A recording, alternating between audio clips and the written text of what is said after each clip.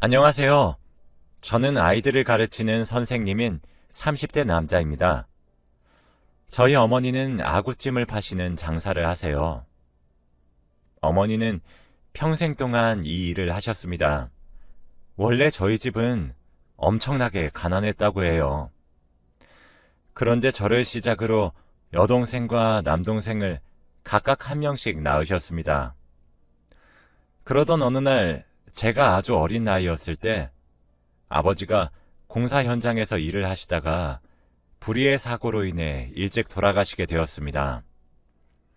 당시 저희 집은 어머니는 전업주부셨고 아버지의 외벌이로 생계를 이어가고 있었는데 아버지가 갑작스레 돌아가시게 되자 어머니는 당장 아이 셋을 혼자서 키워야 하는 현실에 눈앞이 막막하셨다고 합니다.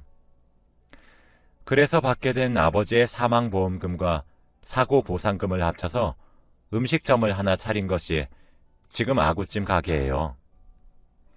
저희 어머니는 음식을 정말 잘하십니다.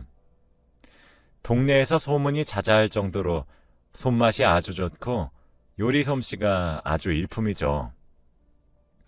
어머니는 그 당시 저희 삼남매를 위해 돈을 벌 수 있는 방법은 어머니 음식 솜씨를 살려 음식점을 차리는 것뿐이라고 생각하셨다고 합니다. 역시나 어머니가 예상을 하셨던 대로 아구찜 장사는 성공적이셨어요. 어머니가 시행착오를 겪으시며 직접 개발하신 비법 소스 덕분에 동네 맛집으로 입소문이 나게 되었고 가게엔 손님이 끊기는 날이 없었죠. TV의 맛집으로 소개가 될 정도로 인기 많은 가게가 되어갔습니다. 어머니가 그렇게 고생하셔서 버신 돈으로 저희 삼남매는 번듯하게 잘 자랄 수 있었어요. 그래서 그런지 어머니는 가게에 대한 애착이 남다르십니다. 아무래도 막막했던 현실을 이기게 해준 가게라 그런 것 같아요. 저희 남매들도 학생이었을 때부터 가게 일을 자발적으로 돕기 시작했고 힘들게 일을 하시는 어머니를 보고 자랐기 때문인지 저희 셋 다 큰 사춘기 없이 우수한 성적으로 학교를 졸업할 수 있었습니다. 저는 교단에 설 수 있게 되었고 남동생과 여동생은 각각 경찰과 의사가 되었죠. 저희가 이렇게 사회적으로 성공할 수 있었던 이유는 어머니의 고생과 뒷바라지 덕분이었고 그걸 너무 잘 알았기 때문에 어머니를 호강시켜드리고 싶다는 마음이 원동력이 되었기 때문입니다. 저희 삼남매는 어머니를 존경하고 있어요. 그 당시 어려운 시절임에도 불구하고 저희를 포기하지 않고 훌륭히 길러내셨다는 점과 여자 혼자의 몸으로 사업적으로 성공까지 하셨으니까요. 그래서 그런지 저희는 호강시켜드리고 싶은데 어머니는 아직 저희의 도움이 필요하지 않아 보이십니다. 어머니는 이제는 조금 쉬엄쉬엄 하셔도 된다며 저희들이 말려도 완강하세요. 여전히 이틀에 한 번씩 밤늦게까지 비법 소스를 만들고 계십니다. 그 비법 소스 레시피는 저희 삼남매 아무도 모릅니다. 저희가 밤늦게 혼자 가게에 남아 계신 어머니의 모습이 아른거려 도와드릴 테니 레시피를 알려달라고 말을 해보았지만 어머니는 요지부동이셨고 가게를 물려받을 사람이 아니면 알려주지 않겠다며 입을 열지 않으셨죠. 결국 저희가 밤늦게 돌아오시는 건 걱정이 되니까 데리러 가겠다고 합의하는 것으로 논쟁이 끝맺혔습니다. 특히 장남인 저는 유달리 어머니에게 약해요. 아무래도 어머니의 고생을 제일 많이 보고 자라서 그런지 어머니가 부탁을 해오시면 거절해야 되겠다는 생각조차 들지 않거든요. 그런 어머니가 올해 초에 선자리를 하나 마련해 주셨습니다. 제가 30대이다 보니 슬슬 결혼은 언제 하냐고 독촉하셨던 어머니셔서 의아하진 않았어요. 어머니는 저에게 선자리를 주선하시며 여자는 다른 조건들보다 인성을 가장 중요시 여겨야 된다며 내가 주선한 여자는 사실 너에 비해 조건이 조금 부족하지만 정말 착한 여자라며 잘 해보라고 얘기하셨죠. 어머니가 누굴 그렇게 칭찬하는 걸 자주 보지 못해 누구길래 이러나 싶었습니다. 그렇게 선자리에 나갔더니 글쎄 저희 가게 서빙 일을 도와주시는 아가씨더라고요. 제가 교직에 서고 난 뒤에 아무래도 본업이 있다 보니 주중에도 너무 바쁘고 주말에도 그 다음 주에 수업 준비로 인해 바쁠 때가 많아서 옛날처럼 가게 일을 많이 돕지 못했거든요. 그래도 어머니 가게에 들러서 밥을 먹거나 소스 만드시는 어머니를 기다리기 위해 조금 일찍 가게에 도착하거나 이런 식으로 오며 가며 만났었던 직원분이셨습니다. 저는 깜짝 놀랐죠. 이게 어떻게 된 일이에요, 지은 씨? 이랬더니 그게 사장님께서 본인 아들 한 번만 만나보라고 하도 등을 떠미셔서 나오게 되었네요. 어색하시죠? 라며 보조개를 드러내며 수줍게 웃으시는데 정말 들꽃같이 수수한 아름다움이 있었습니다. 지은 씨는 28살이었고 가정 형편이 넉넉지 않아 고등학교 졸업 이후 대학교 진학을 포기하고 돈을 벌기 위해 생업에 뛰어들었다더라고요. 아르바이트를 전전하다가 지금 저희 가게에서 정직원으로 일을 하고 있는 상황이라고 했습니다. 화장기 옅은 얼굴로 맑게 웃으면서 이야기하는 그녀를 보고 있으니 설레더라고요. 수수한 그녀가 저희 어머니를 참 많이 닮았구나 싶었습니다. 저는 그날 이후로 그녀에게 수차례 만남을 신청했고 데이트를 하면 할수록 어쩜 이런 여자가 다 있는지 저희는 너무 잘 맞는 찰떡궁합이었어요. 그렇게 저희는 연인이 되었습니다. 지은 씨와 함께하는 모든 것들이 너무 좋았어요. 연애를 처음 하는 것도 아니었는데 하나같이 설레고 어떻게 이런 여자가 나에게 찾아와 준 걸까 라는 주책어린 생각도 매일같이 하곤 했죠. 행복한 나날의 연속이었습니다. 저희가 예쁘게 만나는 것을 어머니도 응원해 주셨어요. 잘 어울릴 줄 알았다고 웃으셨죠. 그렇게 저와 지은 씨의 사이는 날이 갈수록 점점 깊어져만 갔어요. 시간이 지날수록 사랑에 씻기는커녕 어떤 날은 하루 종일 지은 씨 생각만 나기도 하더라고요. 정말 운명의 상대를 만난다면 이런 기분일 것만 같았습니다. 유치하게 말이죠. 그렇게 지은 씨와 저는 사계절을 함께 보냈습니다. 그러다 보니 점점 지은 씨와 함께하는 미래를 그려나가게 되었고 지은 씨에게 프로포즈를 하기로 결정했어요. 백화점에 가서 프로포즈용 반지를 고른 뒤에 지은 씨 퇴근 시간에 맞춰 몰래 가게 근처에서 지은 씨를 기다리고 있었습니다. 처음엔 촛불 이벤트를 해줄까 생각하다가 어떤 이벤트를 해주면서 깜짝 놀래켜주지? 이러면서 인터넷을 찾아봤더니 여자들은 대놓고 하는 이벤트를 싫어한다고 하더라고요.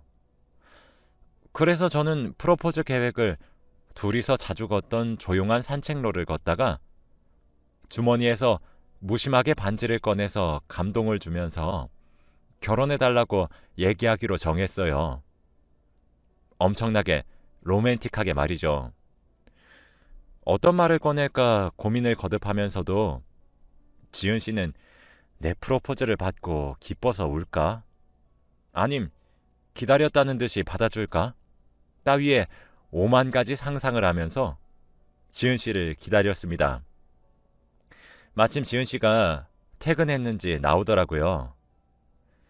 깜짝 놀래켜주려고 조용히 다가가려고 하는데 가게에서 나온 지은 씨는 누군가에게 전화를 걸면서 곧바로 근처에 있는 으슥한 골목길로 들어가더군요.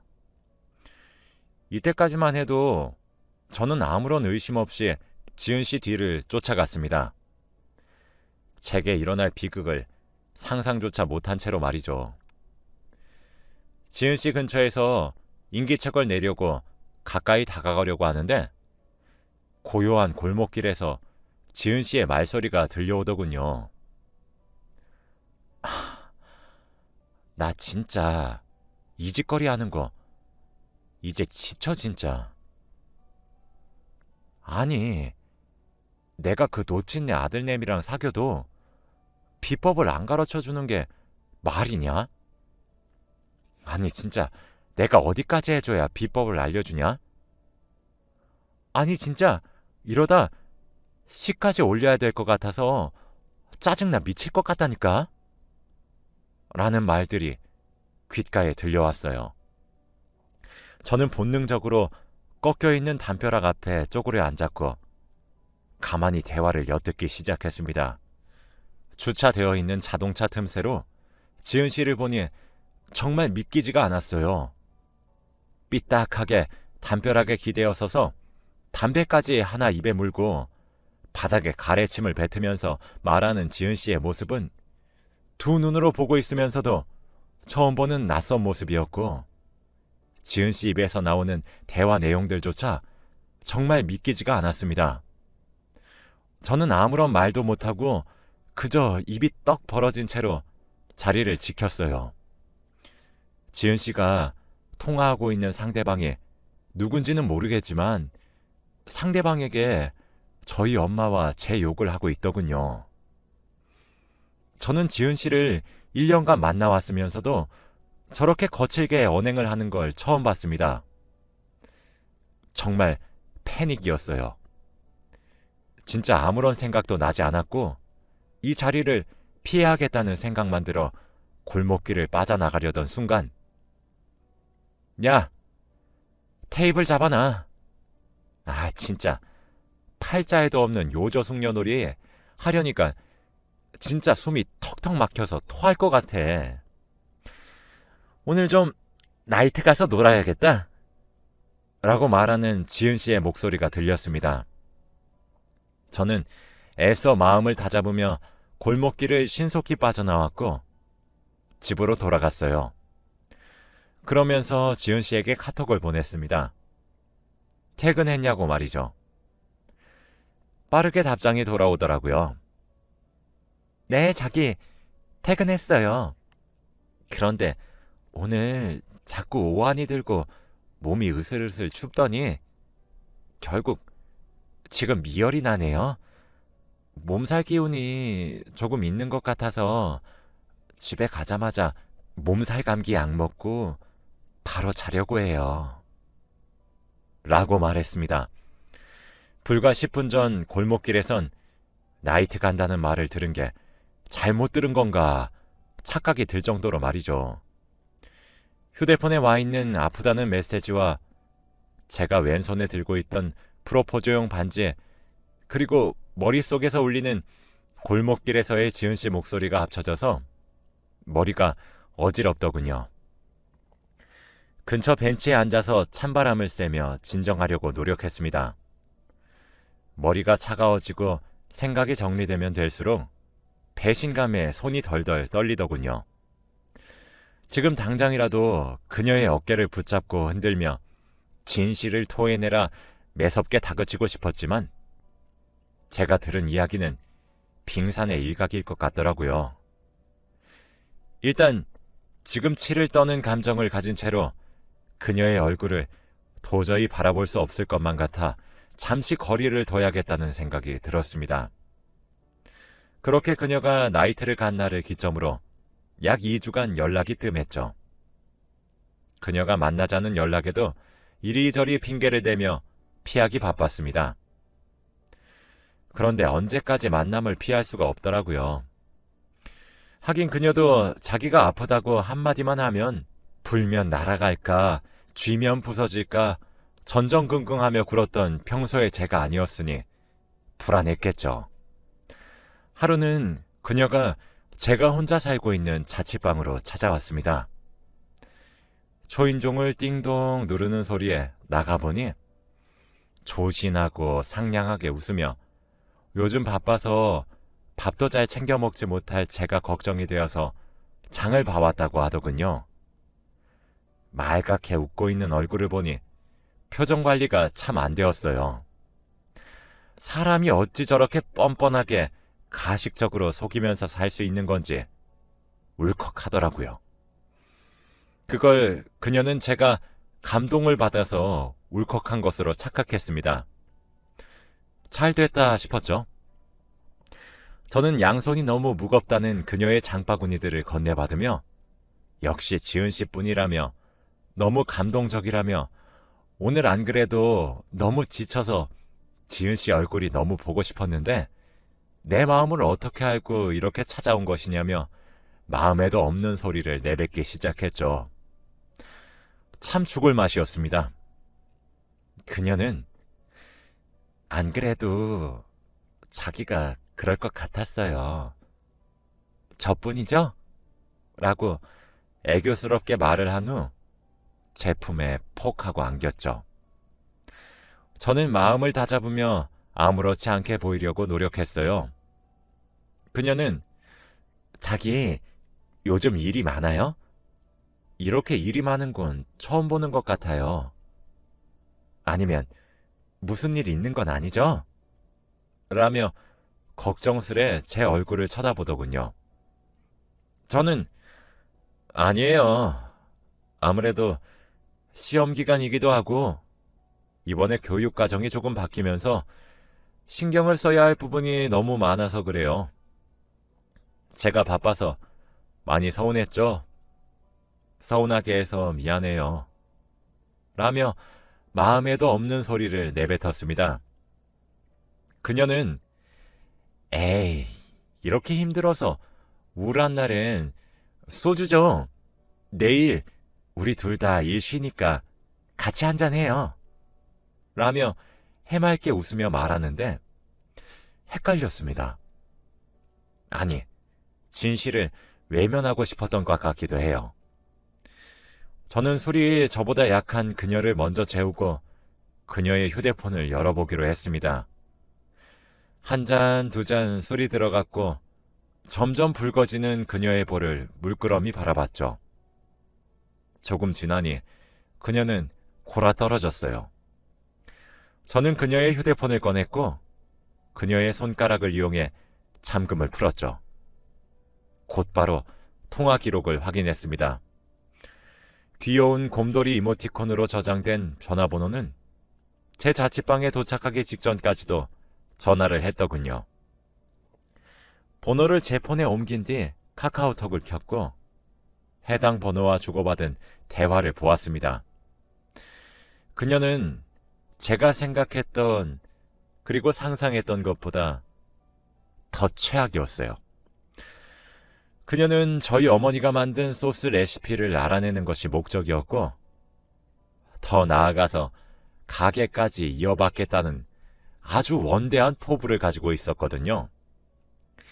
이 여자는 멍청하게도 제가 그녀 허락 없이 물건에 손을 대지 않아서 그랬던 것인지 저와 만나면서 단 한 번도 대화방을 나가지 않았더라고요. 저는 그래서 처음부터 최근까지 모든 대화를 읽을 수 있었습니다. 그녀가 저를 소개받았던 이유도 사실 어머니의 가게를 노리고 어머니께 접근했더군요. 마치 며느리처럼 어머니 집에 찾아가 말동무도 곧잘 해드리고 안마도 하고 몸이 편찮으시면 병원도 직접 데려가는 등 어머니가 그녀에게 의지할 수 있게 만들었습니다. 어머니는 그런 그녀의 연기에 속아 장남인 저를 소개시켜준 거였죠. 정말 가족으로 받아들이기 위해서 말입니다. 이 이야기를 시작으로 저희 어머니가 레시피를 완고하게 지키는 걸 상스럽게 욕을 했고 저와 만나는 과정을 떠들며 조롱해 왔더군요. 귀로 얼핏 들었었던 건 달리 직접 두 눈으로 확인하니 너무 충격적이었습니다. 매일같이 저희 모자를 모욕하고 조롱하는 얘기가 오갔고 심지어 저희 어머니 보고는 독해 빠진 노친네라고 지칭했어요. 저는 차마 모든 내용을 직접 눈으로 볼 수 없었죠. 모든 게 잘못된 느낌이었습니다. 어디서부터 바로잡아야 하는 것인지 감도 안 왔죠. 그녀는 마치 예비 며느리인 것처럼 가장해왔고 마침 같이 일도 하니 어머니의 경계심이 누그러질 것이라 예상했던 거였죠. 이미 어머니의 가게가 마치 본인의 가게인 양 말하는 부분에서는 더 이상 화를 참을 수 없었습니다. 저는 어머니께 직접 보여드리기 위해 그나마 자극적이지 않은 부분들을 골라 휴대폰으로 대화 내용을 찍었고 옆에서 도롱도롱 코를 골며 자고 있는 여자를 깨웠습니다. 그녀는 웅얼거리면서 잠투정을 부렸어요. 전 그녀를 더욱 세게 흔들어 깨웠습니다. 성혁 씨, 왜 그래요? 라며 잠에서 깬 그녀의 두 눈을 쳐다보자 저도 모르게 그녀의 뺨을 세게 후려쳤습니다. 그녀는 다시 침대에 처박혔고 자기에게 벌어진 일이 믿기지 않는 듯 저를 쳐다봤어요. 저는 그녀에게 휴대폰을 집어던지며 당장 설명해 라고 소리쳤죠. 그녀는 켜져 있는 대화방을 보고 점점 사색이 되고 아무런 말도 못했습니다. 저는 잠시 화를 삭히기 위해 뒤돌았습니다. 그런데 그 여자는 제가 잠시 뒤돌았던 그 순간을 이용해 가방과 휴대폰만 급히 챙겨서 신발도 제대로 못 신고 집을 뛰쳐나가더라고요. 우당탕 소리에 저도 급히 그녀 뒤를 쫓아나갔지만 결국 그녀를 따라잡을 수 없었어요. 집으로 터덜터덜 돌아오는 도중 눈에서 눈물이 주르륵 흘렀습니다. 제가 사랑하는 여자가 저런 여자인 줄 꿈에도 몰랐던 제 자신이 너무 미웠고 제 가슴뿐만 아니라 곧 제 어머니 가슴에도 피눈물이 흐를 사실이 너무 슬펐거든요. 그날 밤을 꼴딱 세운 저는 날이 밝자마자 어머니의 집으로 향했습니다. 어머니는 주말 아침 일찍부터 찾아온 절 보고 놀라시면서 무슨 일이 있었냐며 걱정스레 물어보셨어요. 저는 사실을 최대한 담담하게 말하려고 노력했습니다. 어머니는 당연히 받아들이지 못하셨죠. 저는 어머니께 제가 찍어온 사진들을 보여주었습니다. 어머니는 한동안 아무런 말씀도 하지 않으셨죠. 아니, 못하셨습니다. 그러고는 저에게 미안하다 한마디 하시고는 방으로 들어가 버리셨어요. 씁쓸해 보이는 어머니의 등을 보고 있으니 차마 위로의 말을 건네지도 못하겠더라고요. 저도 말없이 제 집으로 돌아왔습니다. 이게 벌써 저번 주에 일어난 일이에요. 그녀는 그 이후로 가게에도 저에게도 제 어머니께도 여타 다른 연락 한 통 없이 연기처럼 사라졌습니다. 그 이후로 어머니가 걱정이 된 저는 매일 퇴근하고 일부러 어머니 가게에 들리고 있어요. 어머니는 제게 저녁을 차려주시긴 하지만 별다른 말씀은 따로 없으시네요. 상처받으신 듯한 모습에 가슴이 찢어지는 것 같습니다. 본인 때문에 저에게까지 피해를 줬다고 생각하셔서 죄책감도 느끼시는 것 같아요. 제가 무슨 말을 해도 소용이 없으실 것만 같아 그저 차려주시는 저녁을 맛있게 먹으며 싹싹 비우고 있습니다. 저도 저지만 어머니가 저렇게 힘들어 하시는 모습을 보니 가슴이 착잡해지네요. 우울한 나날만 이어지는 것 같습니다. 전 더 이상 여자를 믿을 수 없을 것 같아요. 연애와 결혼에 대한 저만의 목표가 있었는데 못할 것 같거든요.